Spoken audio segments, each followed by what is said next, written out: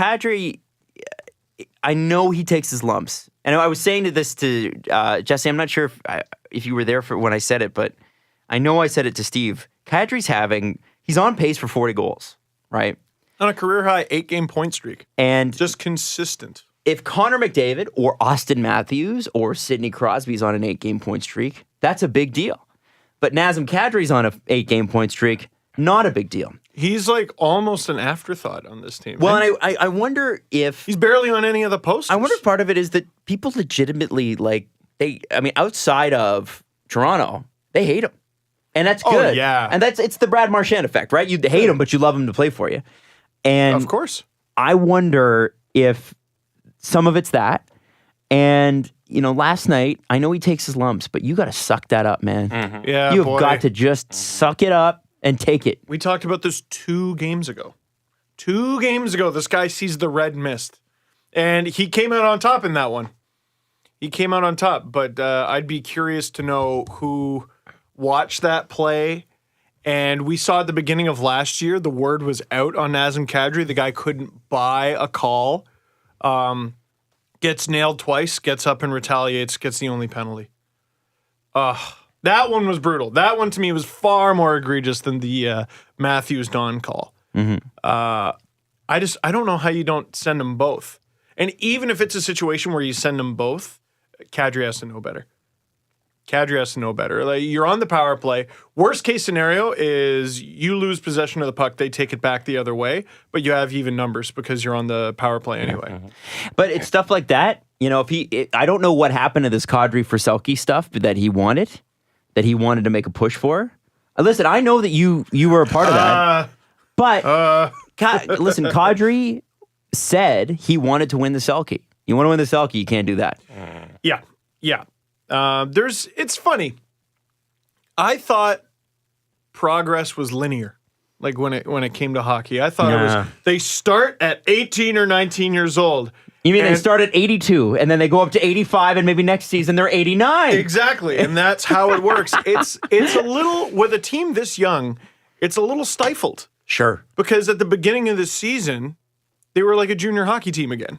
Like just nonstop offense. Defense is bullshit. No one likes it. What's a goalie? Yeah. What's back checking? All chicken nuggets, no vegetables. Like just yeehaw. Yeehaw. Just can I have my burger sans tomato or salad? Mm-hmm. Can I just have I just want ketchup, please. Just ketchup. Instead of the BLT, can I just have the B, please? Can I go to Scotland? They will give you a bacon sandwich. Aren't you a little disappointed in Kadri though? Because he's 27 now, and he's been here for... man, he plays with an edge. Yeah, for 7 years, yes. I think now, or 8 years now, and he should know better. It's disappointing.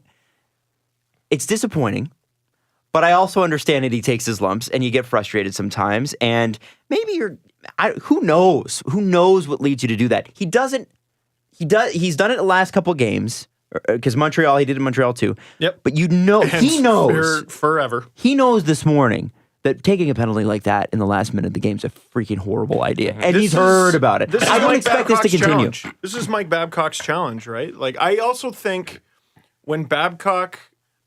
I think the more difficult part for Babcock when he inherited the Leafs was not developing the rookies. It was reclaiming the veterans, which kind of included... Well, it definitely included Naz, but it kind of included Riley as well. And Riley has been an incredible project. Holy smokes, did he look good and has looked good. Naz Babcock deserves a ton of credit for as well. It's like there's one blemish in his game, like one true blemish. No one's perfect, and that's the red mist. Like for a guy who is so good at getting the other team off their game, it's just too easy to get him off his. Mm-hmm. And sometimes in life, it takes a dumbass mistake like that to go, I better clean this up. And I bet you that's the pivot point. That's what I said at the end of this video is the Leafs have won a lot of games this season that they didn't deserve to. And this is finally one that they lost that they probably should have won. And those ones bug you and I think are the ones that facilitate change the most. So I don't know. It was a good, yucky dose of medicine for the team and maybe for Naz too. I get the sense that Jesse's a little disappointed. I am. Jesse dad. Yeah, like when What's at the root of this disappointment? one thing, mainstream, like the people not hardcore sports fans are making a big deal about today, is Kadri hitting the the official in the box Yeah, by mistake. by mistake. But That was by mistake. Yeah. Radulov did the exact same thing in the KHL a few years ago. Yeah. Whacked the guy. And it wasn't even an off-ice official. It was one of his own coaches. oh god. And the people are hating on Naz, and I'm like, I'm disappointed that Kadri is still doing things that receive this much negative attention. I would have hoped he would have learned by now. So you're disappointed in Naz, not the negative attention. Both, I guess. Because you know what it is for me is we've had to defend Naz for years, and it started with the Kadri versus Bozak stuff under the Carlisle regime. And I would cheer for Naz. Every good thing he did, I would point out. Every bad thing Bozak did, I would point out. It wasn't the most fair thing in the world. But when he does things that are clearly bad, it makes me feel not just disappointed, but it makes me feel stupid. Yeah. You know what I mean? Yeah. Because like that's supposed to be like my boy. Like that's supposed to be go Naz. And You can't get it together. what am I It's been supposed to so do? long. What am I supposed to do? Defend that? Yeah. Well, why didn't ref make the call? I don't think we're talking about it that much. A, if he doesn't hit the off-ice official, and B, if that's in like the first or second period. But it's in the final minute or final 90 seconds of a tie game that you tied 5 minutes ago. It's indefensible. And again, it's like the discussion we had about when is it too early. Like, by the way, today is officially the cutoff for too early in the NHL. Happy Thanksgiving. Happy Thanksgiving to our American friends. But I look at Riley and I go, boy, you're really pushing it with the too young stuff. Like, what is he, 23 or 24 He's played now? 300 games, hasn't he? Yeah, nah, too old. Too old for too young. Kadri's well past that. Yeah. That guy was drafted 8 years ago. Like I said, he's 27. He should know better. But I also feel like this is the first Leafs coach he's like truly believed in and listened to. I don't know if that makes sense. Given the past, I don't blame him. No, me neither. But like a few media members made a compelling point that I still don't truly believe in. I saw where the Leafs were going with it, though. Remember when they extended Carlisle and we all lost our minds?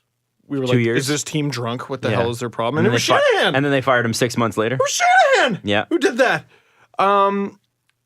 The reason they did that was to prove to the team the coach is not completely just a throwaway.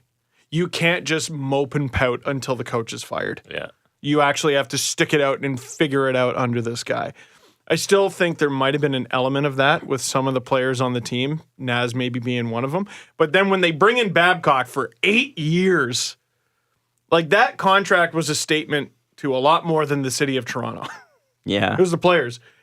Get it together under Babcock or get the hell off this team. And in some cases, get out of this league.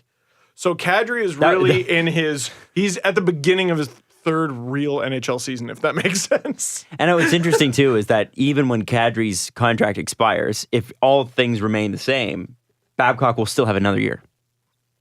Yeah, he's going to outlast everybody on that team. Oh, yeah. Yeah. Like, I think Matthews, Marner, Nylander might be the only guys still around. Yeah. Nylander might be the first contract signed that goes beyond Babcock's. And who's to say that Babcock doesn't stay, right? Mm-hmm. He's not an old man.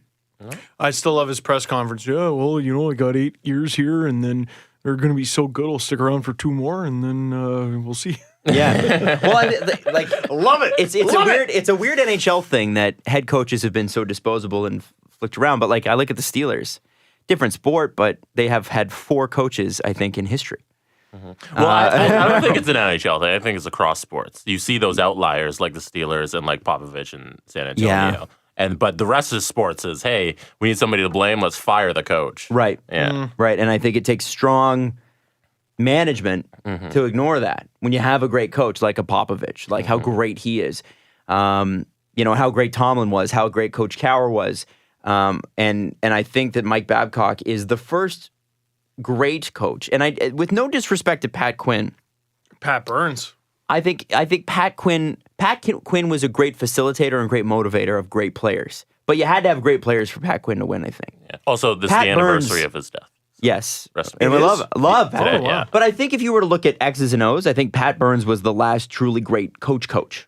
X's and O's coach. The Leafs might have had. And Paul that's- Maurice. And I'm not trying to take away from anybody. I just think that Pat Burns was great. Pat Quinn was great for other reasons. He still corralled teams. He got to a couple conference finals. And I think Mike Babcock is probably one of the best coaches they've ever had. Ever. He's definitely got one of the tougher jobs of any coach. For sure. But he that gets has ever paid like come it on too. board. Yep. Oh yeah. I certainly don't feel bad for him. I want to get back to Kadri though, because I feel like we've touched on something. Because he's such an interesting figure in the fan base. Can we just say he's a hothead? Like that's fair. Oh, he's definitely a hothead. Okay. But I want to talk about. I mean, that's okay. There's lots. I'm a hothead. Like, there's But I expect somebody in that position. It's not that hard. not yet. I expect somebody in that position, your second line center on a hopefully Stanley Cup contending team in next year, whatever, to be able to control his emotions better and not take the dumbest of penalties. I agree, and I will say this: get it out of the way now. But he should have got it out of the way 8 years ago. I agree, but if it's not out of your system yet, okay, fine, get rid of it in November. Okay. It's disappointing, but one thing I've noticed, I've criticized Kadri maybe I think twice this season, 2 or 3 times, and every single time I got screamed at. Screamed at by Everybody. Well, the last time A was lot the of the fan Darcy, base? or was the Lupul stuff, right? Oh, thank you. I forgot what it Yeah, was. that happened People this year. hated that I pointed out a very obvious misstep that he made. Hated it. And it goes back to what I was saying, though. We were called immature. How immature of us to point out that was bad. And you know what? I don't care. I know it was bad. I don't need your opinion or approval on it. I know it was bad. One little No, piece. but you guys, this is sports. You should be talking about Instagram Yeah. We should be talking about comments. Instagram. Yeah, okay. Well, ESPN spends every day talking about LeBron James and Kevin Durant's Instagram, and they're ESPN. I'm still a hothead, but one thing I've gotten better at in the last few years is ignoring obviously stupid rebuttals. Yeah. Why fight that? I'm like, okay. No, but it goes back to what I was saying. This is like over half a decade now where we've just been Team Naz. Like he just represented something. Yeah. He was pre-Matthews Hope is what he was. Does that make sense? A pick they didn't trade. It's a miracle he's a Toronto Maple Leaf. How You say it all the time, on yeah. earth is Nazem Kadri a Toronto Maple Leaf? Let's say the Leafs do the thing over the next half decade at some point. He's the second one. I just want to see him hoist the cup. He just gets want- a second, 100%. I want to gets a see second. him He hoist should. the cup so bad. Well, but you got to be able to criticize Morgan the guy Riley? when he does No, things that Kadri. are dumb. Kadri gets a second. Depends That who's is on the really team. interesting. No, it'd be an old guy. Because JVR was Kadri 100 is the old guy. on the team's top Not 100. old enough guy. Okay. Who gets the second then, Adam? I think, well, so JVR was 100th on the team's top 100 players all time. Morgan Riley, I mean, because our boy Austin has got to get it. He's the captain, so he Polak? gets it first. I bet it's Polak. Oh, man. No, he's played no. this year. The obvious answer. I swear to God, they should give back the cup if they give to Polak The second. obvious answer is Marlowe. To me, yeah. Who hands it to Mike Babcock. Marlowe hands it off to no. The coach gets it like way down the line. It's Matthews because he's the captain. Marlowe, for sure. Yeah. Hands it off to Marlowe. Yeah. Who hands it off to Tyler Bozak. Longest tenured Leaf, I think. No, yeah. He signed with the Leafs before Naz played his first game, I think. I think he played his first Leaf game before won't Naz accept played that. his first. I'll be upset. I bet Give you back There the will Stanley be Cup. so many if he's still a Leaf. tweets about that. Get the damn cup before Kadri. No. Give back the Stanley Polak can Cup. lift it first if they win. I don't give No. a Don't care. shit. Don't Give it care. just win. Don't care. Just Just win. win. You I know don't what? care. You know what's going to Kadri suck? gets it second. You know what's really going to suck? Damn it. Is all the dumb tweets about the order in which the Stanley Cup is passed around. I'll be that person. We will be insufferable. Jesse, I will be that person. Buddy, be a whatever, leader, Jesse. We expect more from you. You have whatever more than order 300 it's in, games. whatever order it's in will be the right one. I will say true. that. Whatever order it's in. But anyway, And they'll always have the chance to do it again next year. Hey, there you go. Nazem Kadri is a far more integral, dug in, nuanced part of Leafs culture than I think people realize. Especially now. Yeah. Like he's almost more of a sacred cow than he's certainly more than like Nylander or Marner. Remember when people criticize Nylander or Marner and it's no problem. It's like Matthews and Kadri. There are some people who have no problem criticizing Kadri, and those are the same people who have been criticizing him for half a decade. That's the difference. I remember when Morgan Riley and Nazem Kadri signed those extensions, and people were like, Quinn. Well, Morgan's okay, but man, Naz, that's a lot of money for Naz. And I look at what it costs. What a wicked deal. What it costs to What get a a second line wicked deal. center now, an effective second line center. It's close to $6 million. Naz is a free agent tomorrow. What does he get? Oh, $6 million. At Easy. least. At least. at least, yeah. 6.5 or 7. 4.5. And you got him signed through. 2022. You got him signed Robbery. through his prime. That's Robbery. crazy. Anyway. Riley at 5 starting to look pretty nice. Oh God, Dude, yes, he had it off year last year, and I still thought it was great. Still was okay, yeah. And 5's looking pretty nice. He had what's called a growth year last year.